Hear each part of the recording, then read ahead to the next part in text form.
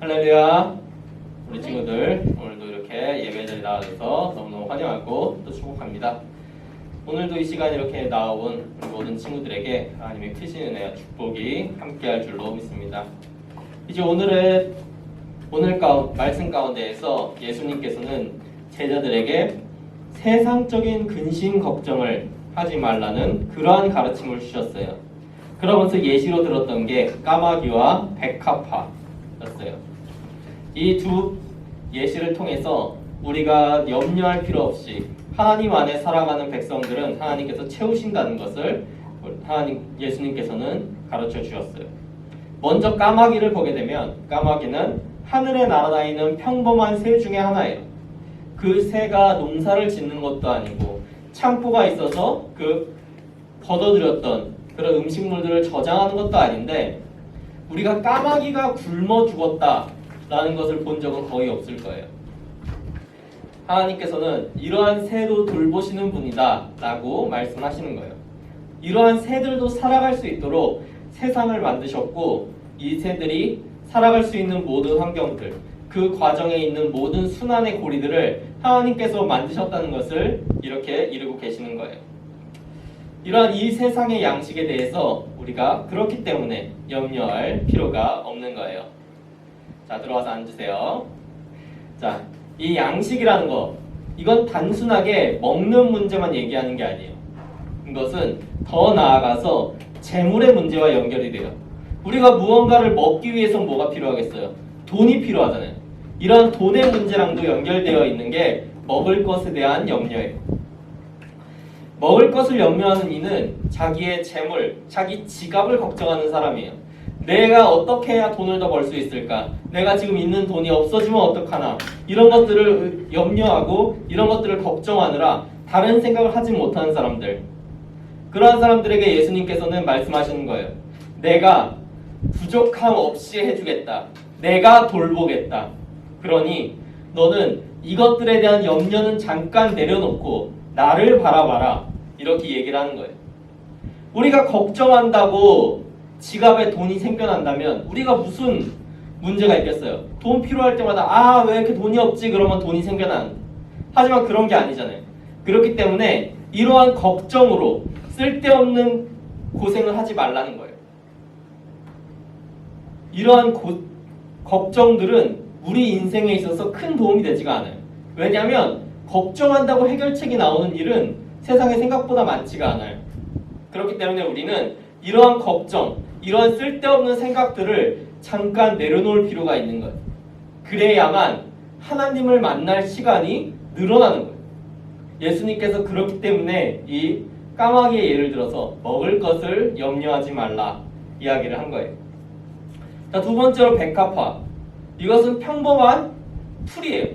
그냥 정말 꽂히고 그냥 바닥에 이제 산이나 들에서 자라는 들꽃이고 풀이에요.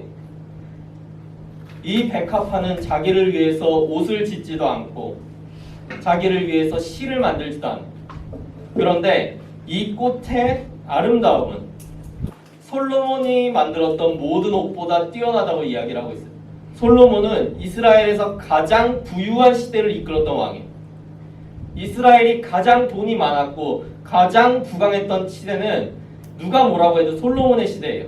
근데 그때 솔로몬의 모든 영광으로 지었던 옷이 이 꽃만 못하다고 얘기를 하는 거예요.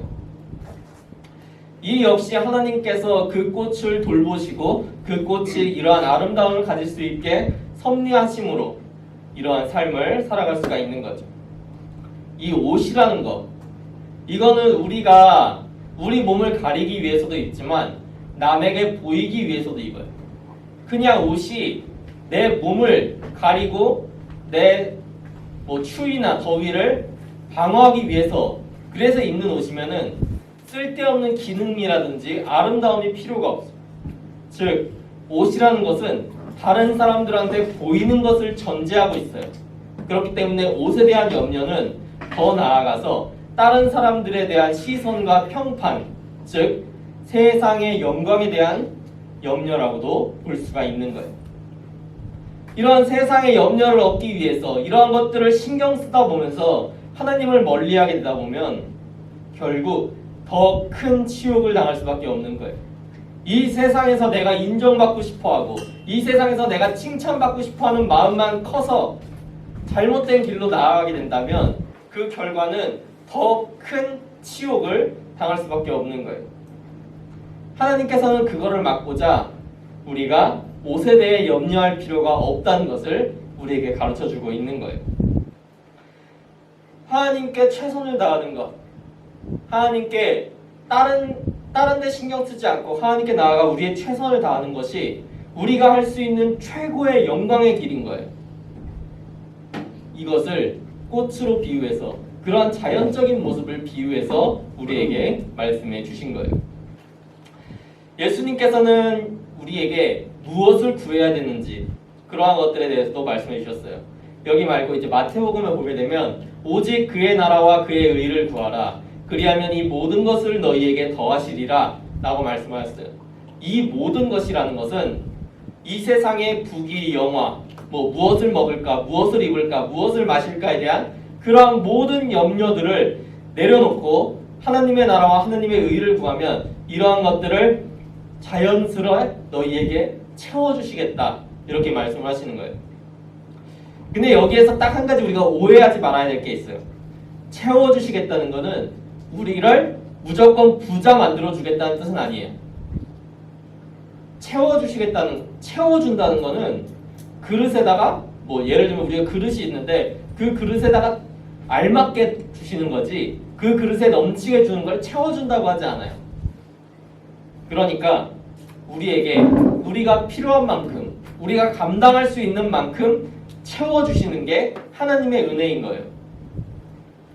우리는 그걸 기억해야 돼요. 우리가 너무 많이 염려하고 고민한다고 해서 우리의 그릇 이상의 것을 채울 수 없어요.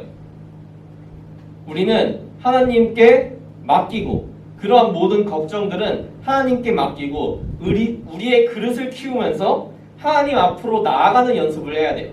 그러다 보면 하나님께서는 우리의 그릇만큼 우리에게 채워주실 거예요. 그러면은 더 큰 그릇이 있는 사람이 더 많이 받을 수 있겠죠. 1리터짜리 컵이랑 500ml짜리 컵이 두 개가 있어요.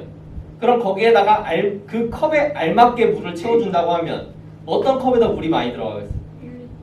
그렇죠. 말할 것도 없이 1리터예요. 그런 것처럼 하나님께서는 우리 각 사람의 용량을 다 알고 있어요.